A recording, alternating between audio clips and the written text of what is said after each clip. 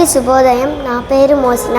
నేను సిటీ ఆంగ్ల మాధ్యమ పాఠశాలలో 5వ తరగతి చదువుతున్నాను. నేను ఈరోజు మిత్రలాభం నీతి కథ గురించి వివరించబోతున్నాను.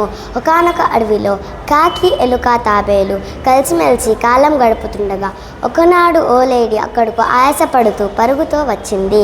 దాన్ని చూసి భయంతో ఎలుక కలుగులోకి, తాబేలు చెరువులోకి, కాకి చెట్టుపైకి వెళ్ళిపోయాయి.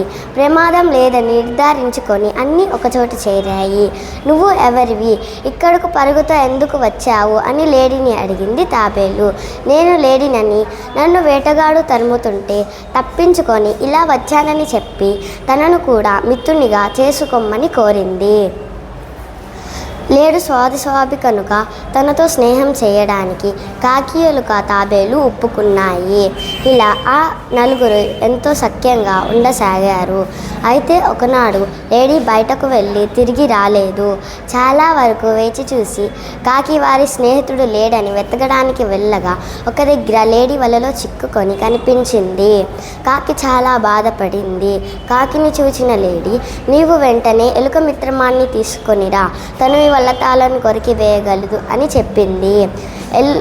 కాకి రివ్వున ఎగురుకుంటూ వెళ్ళి తన స్నేహితుడికి వచ్చిన ఆపద గురించి చెప్పి ఎలుకను వీపు మీద కూర్చోబెట్టుకొని లేడీ వద్దకు రాగానే ఎలుక చెంగున దుమికి ఆ వలతాలను కొరికి వేసి తమ స్నేహితుడిని విడిపించింది.